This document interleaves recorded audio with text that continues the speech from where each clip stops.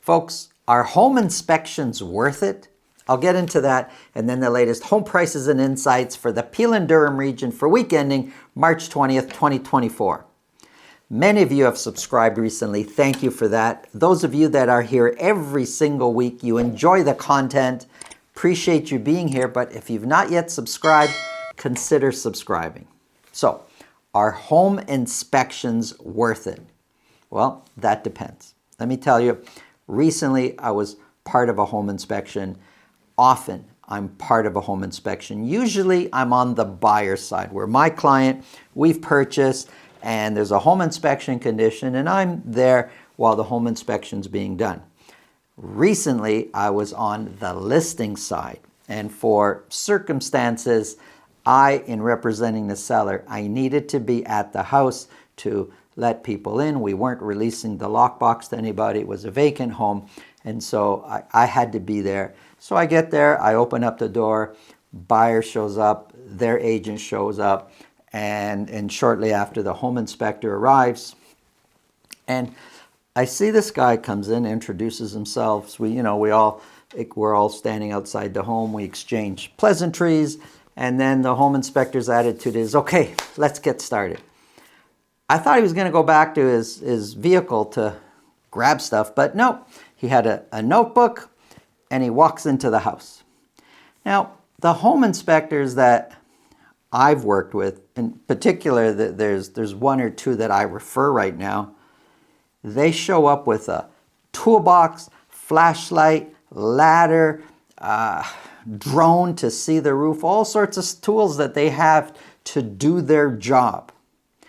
This home inspector just has a notebook and walks in the house. And from time to time, I'm there and me and the buyer there, we're kind of around, we're watching him. It took a whole of 30 or 40 minutes for this gentleman, this home inspector, I was calling him gentleman because I don't think he was a home inspector, but he introduced himself as a home inspector, walked through the house. He never turned on one tap. There was a couple of issues that I was aware of, and I knew because the seller had told me, hey, if these things come up, just let him know I know they're there, and those will be repaired before closing. He didn't, the home inspector didn't notice any of those. Like I said, never even turned on one tap to check water pressure, just kind of walked through, asked a couple of general type questions, and then said, okay, we're done. And the whole thing took 30 or 40 minutes. I'm thinking, wow, that was fast. So I asked, how's everything look? He says, good. And he left. Buyers say goodbye. The buyer's agent says goodbye. Everybody left. Home firmed up, and that's that. No issues. Well, so I ask, is that home inspection worth it? I'm thinking, absolutely not. When I compare that to, say, a home inspector that I would refer, or other quality home inspectors that are out there. On another occasion, when I am representing the buyer, which is usually the case when I'm part of the home inspection, we just got a conditional offer accepted. I'm representing the buyer, and one of the conditions is the home inspection condition. So I ask my buyer client, hey, do you have a home inspector, or would you prefer I refer one? And he says, oh, no, I've got a great guy. I said, okay, great. So we meet at the house when we've scheduled the home inspection. I'm there, my client, the buyer, is there, and the home inspector arrives. Same thing. Notebook that was never cracked open. He was in the house 30, 40 minutes. He's walking around, and then he says, okay, we're good. I go, how'd you find things? And he says, everything looks okay. And I said, not to be offensive at all, or I don't want to tell you your job is, but I've worked with other home inspectors, I told them, and they kind of have a ladder and they pop their head into the attic. And folks, you got to understand, it's a little bit delicate here, but I'm trying to protect my buyer client who's put confidence in this home inspector who I think is not doing their job. So he says, oh, no, I walked through the house and I got a pretty good feel for things. Everything's okay. Okay. So now I'm in a predicament because I know he's not doing a great job, and I'm representing the buyer, my client, and I'm talking to my client, say, listen, this is not a typical home inspection. Are you sure this is the person you want to put confidence in?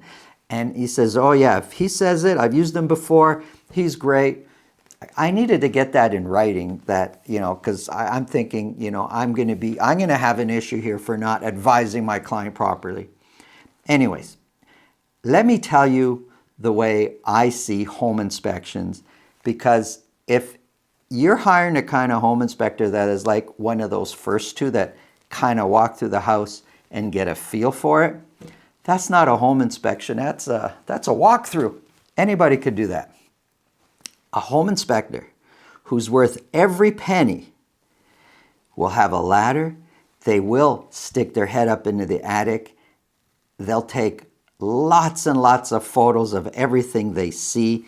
They will test the fans in the bathroom. They will test all the faucets for water pressure. They will test the electrical plugs to make sure that the current is positive and negative is correct. They will have tools because they'll remove the panel off of the furnace to check the motor. They will remove the panel off the electrical panel to see the wiring and look for double tapping and things like that. I'm not by any means trying to tell you, I'm a home inspector, but I've learned these things because I've seen good home inspections. They're not foolproof. There could still be things that they miss, but there's fewer things that a proper home inspector will miss.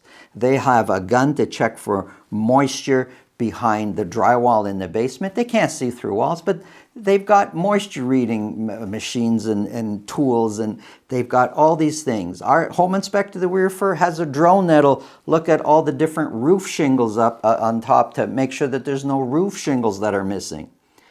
But these are people that don't charge $100 or $200. A proper home inspection is going to last 2 to 3 hours, and a proper home inspection, a real professional, is going to cost $500 to $600. And they're worth every penny, in my opinion, because I've seen what they've uncovered. I've seen how much money they've saved for my clients. So home inspection worth it? The answer to that, it depends on who you're using and hiring as a home inspector. If you get value from what we're talking about, please subscribe. If you feel this video can help somebody you know, pass it along. And if you want to speak with me about your real estate situation, it's really simple. Up here, there's a link to my calendar. Below in the description, there's a link. Click on that, book a time that's convenient for you. We'll talk about whatever's on your mind. Now, let's get into the Peel and Durham numbers.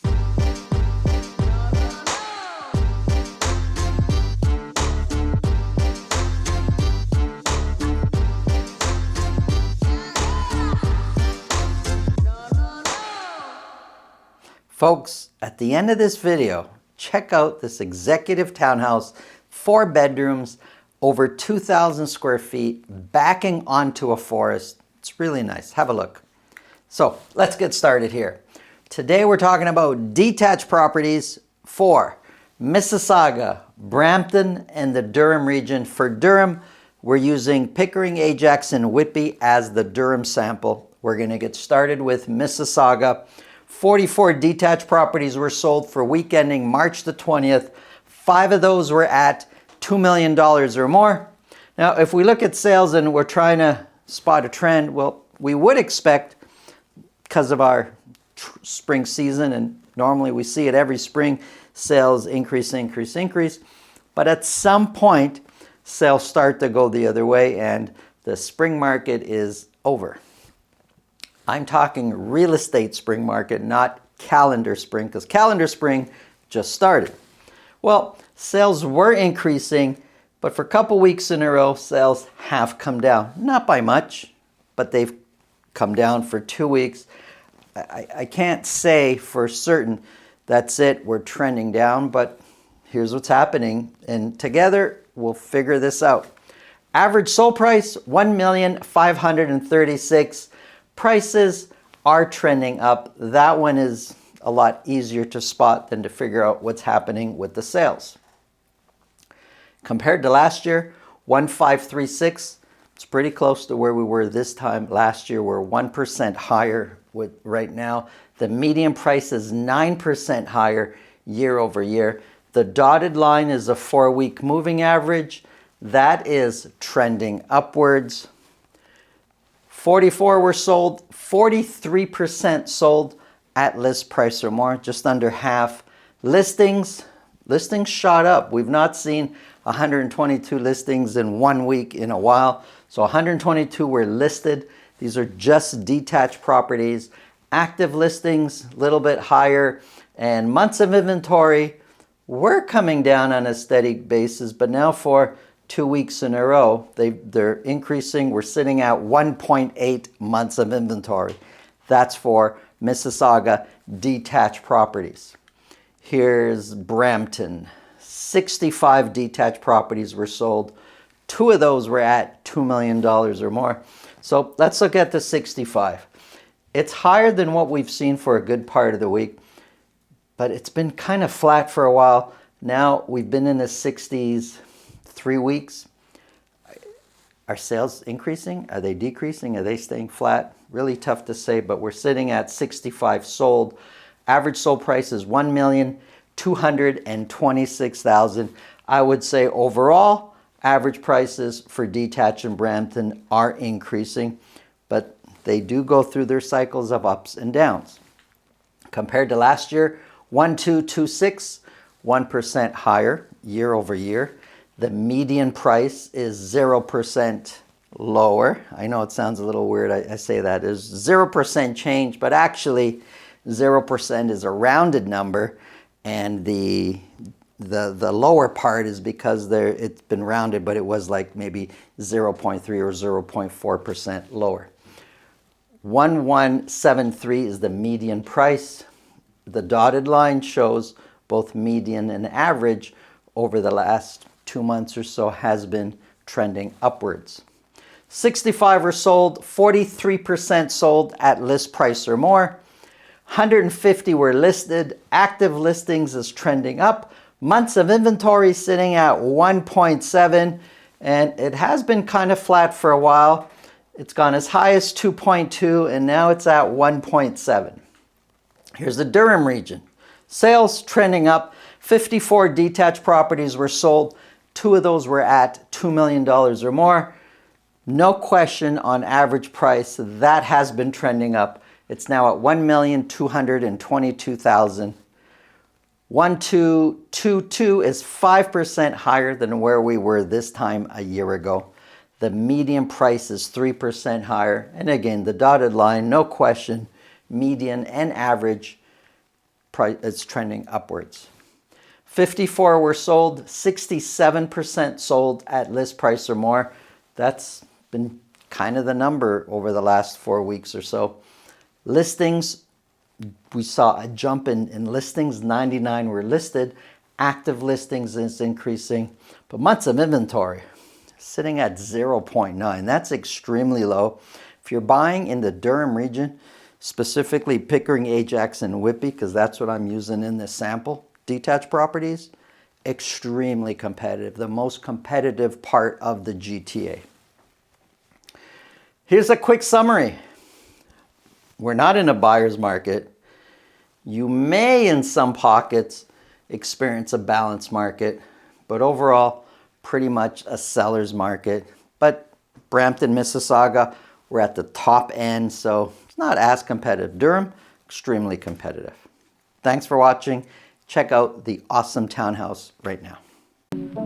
Folks, not every townhouse is created the same. This upscale townhouse has a huge lot. It backs onto a forest, has 4 bedrooms, 4 bathrooms, a big office, and is over 2,300 square feet. Have a look.